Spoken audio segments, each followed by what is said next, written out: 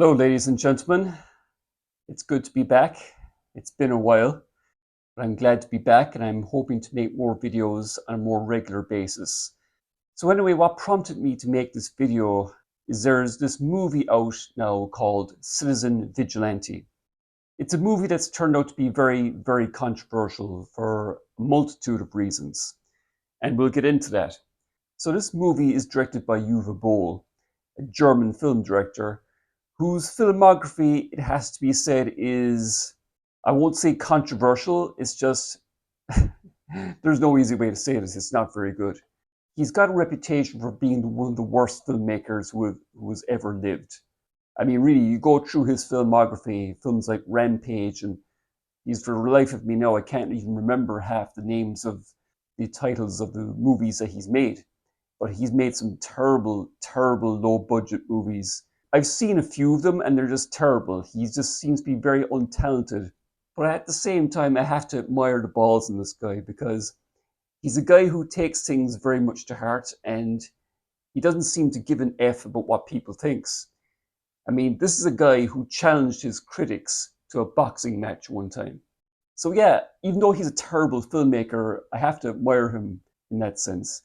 Because for one thing, he keeps getting work. He keeps getting movies made.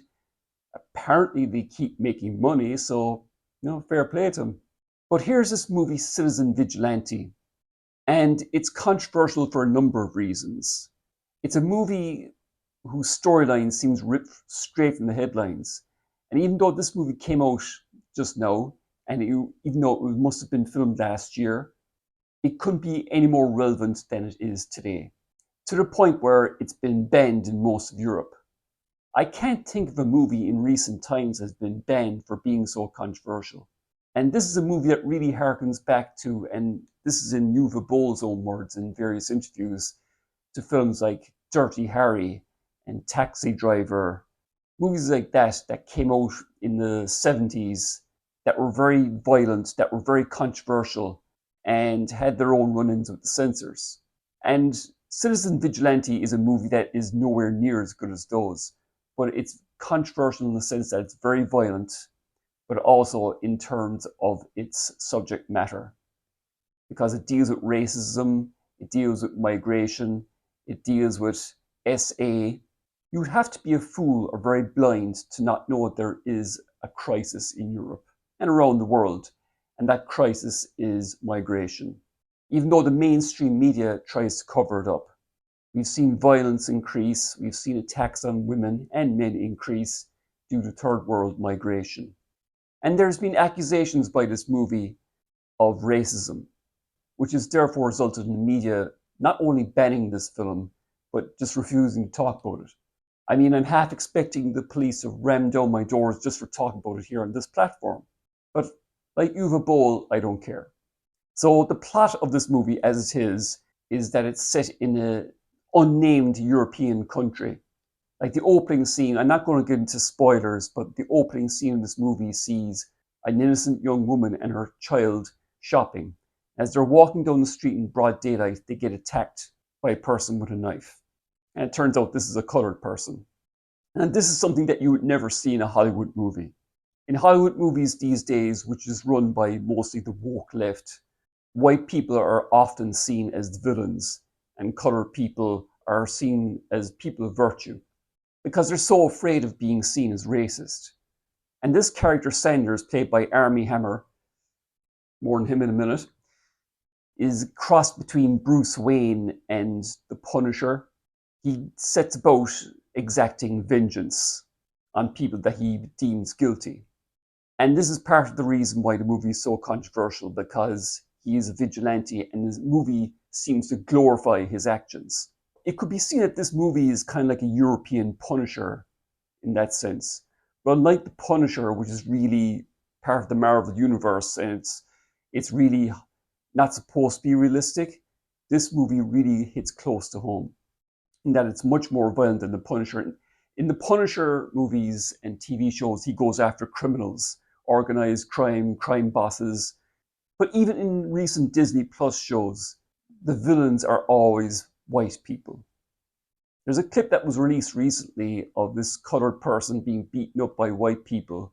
I'm not sure which episode of The Punisher it was, or if it was that Punisher special, but of course, the white people were the bad guys. And there isn't much of a plot to Citizen Vigilante in the sense that this guy goes around exacting vengeance. And to be honest, this movie is not very good. I mean, I didn't have much expectation of it going in because it's Uwe Boll. But again, I admire the fact that he self-financed this movie himself, mostly, and he got it made. And this is a movie clearly made on a very low budget. There's very few extras around. There are various street scenes where no one else is around. You can tell that it was extremely low budget. But I admire the fact that it's very hard-hitting, that it's shocking. And it's not a long movie by any stretch of the imagination. It's only about 88 minutes long without credits. And in fairness, it could have been a little bit shorter because amongst the problems with the movie is that it's badly edited in certain scenes. For example, there's this whole scene where this SWAT team, which is led by this cop who's trying to track down Sanders and stop him from doing his vigilante activities.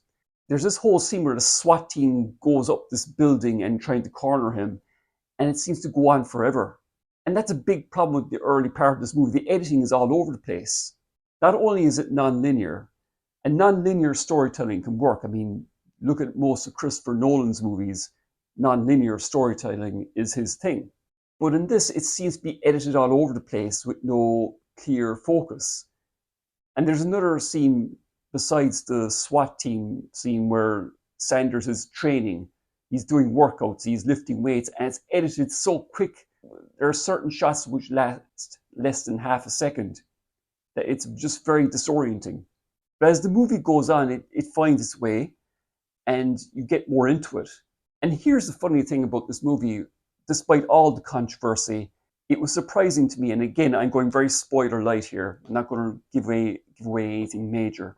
There's not much of a plot there, to be honest, because it's very much an exploitation film. A lot of this movie's entertainment value comes from Sanders exacting vengeance on certain people. But for all the accusations that this movie is quote-unquote racist, it's interesting that Sanders does not discriminate in who he goes after. He doesn't just go after colored people. He doesn't just go after migrants. He goes after people that he deems responsible. He goes after politicians. He doesn't just kill men, he also kills women who he believes responsible. There's a very good scene early on in the movie where he's on a bus and where these kids as in teenagers, refuse to pay their ticket. And he doesn't have time to mess around with them, so he just pays their ticket for them. But he basically gives them a warning that this is the best day of their lives, that they'll never realize how lucky they were. And let's just say that he meets them later on in the movie, but I digress. He doesn't just go after a certain kind of people. He goes after criminals, he goes after politicians, and in one scene in particular, in a nightclub, he goes after two white guys that he sees spiking the drinks of these two young ladies that they're with. And he deals with them in a very amusing fashion. That's actually my favorite scene in the movie, actually. He doesn't use violence to stop this from happening, but he deals with it in a very clever way. But here's the thing, despite the fact that this movie is badly edited and doesn't really have a plot, I liked it. I liked the fact that it wasn't afraid to go where it needed to go. It shows extreme violence on those that Sanders deems responsible. And that's why this movie is seen to be so dangerous, because there are people who react differently to this movie. There are people who react to the violent scenes in this movie and go, yeah, give it to him. There are some people who will be disgusted that it's glorifying violence. And we'll talk about the ending in a minute, which I'm not going to spoil, but there seems to be a message in this movie. And if I interpreted it correctly, it could be seen as a call to arms, but I'll talk about that in a second. And here's the thing, the main character of the movie, Sanders, played by Armie Hammer, who is no stranger to controversy himself, he's not really a hero. I know some people watch this movie and think that he's a hero, but he's kind of weird. And he's kind of morally dubious, because a more conventional film, a more conventional Hollywood film, shall we say, would show his origin story like The Punisher. But no, there's no origin story to this guy. We don't know where he comes from. We don't know what his backstory is. This is a character who is just simply had enough. He feels that the justice system does not work, so he's taking the law into his own hands. We see that he's rich because he seems to own property, and he obviously has some kind of military background. But it's very strange in the fact that he could be seen as the movie's protagonist, but then he goes to brothels and he engages the services of certain prostitutes. And there's this very weird scene where he's doing the business with a prostitute and he notices mold on a wall and he doesn't like it. So yeah, it is kind of weird. And the ending of this movie in particular will either have you cheering or will have you disgusted. And again, I'll not give you away the ending, but there's a certain act that Sanders does to a certain group of people at the end of this movie. And he makes a video call. It can be seen as a call to arms. I prefer to see it as a warning of where we're going. The mainstream media does not comment on this. The mainstream media does not comment on the violence that's happening, that's all around us. If you look at social media, you'll see it. You'll see how women have been attacked, children have been attacked. I just saw a news report there recently of a child being thrown into a den of crocodiles. And the mainstream media never shows who it is. There are people who believe that their government has turned on them. And the ending of this movie really had me shocked. In a good way, I have to admit, I was going, wow, this movie went there. I have to admire the balls and move the bowl to actually go there. But to sum up, this is a movie, despite the fact that it's not very good on a technical or narrative level, I enjoyed it. And I like it. And I would recommend that everybody see it, because I think it is one of the most defining movies for it. It has never been more relevant than it is now, because it involves things that are stripped straight from the headlines, or in this case, stripped from reality. Stripped from the headlines is a misnomer because the headlines don't report on this kind of thing. But I do think it is a movie that you should watch. You should make up your own mind about it. You might be disgusted by it. You might cheer for the main character. It's all up to you.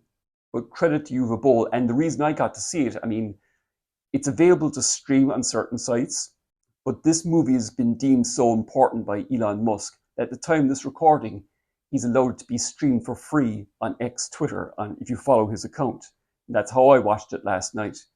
By the time this gets uploaded, it might be gone, but I would encourage you to watch it. Don't illegally download it. I do think that movies like this need to be supported. Do pay to see it. So overall, Citizen Vigilante, I wouldn't call it a good film, but it is an important and defining movie for our times. As for Armie Hammer, it's an interesting movie for him to choose as his comeback because, in case you didn't know, this is an actor who was deemed to be the next big thing about a decade or so ago. And he was cancelled by Hollywood for having there were accusations made against him, and he had certain appetites, certain vices, certain sexual appetites that were seen to be controversial. And most of that was disproved. And he was cancelled by Hollywood, and he wasn't able to get a job. But now this is the movie that he chose to make his comeback. And he couldn't have chosen a more controversial film, so I have to admire him for that. And I myself see this video as my comeback because I've been out of the YouTube game for a while, and I'm glad to be back. I hope to make a lot more videos in the future. So, Citizen Vigilante, have you seen it? What did you think about it? Are you going to watch it? Were you disgusted by it? Were you cheering the main character on? Let me know in the comments. And if you enjoyed this video, please give it a like. Consider subscribing if you haven't done so already. Share this video out there, and I'll see you all next time. Bye for now.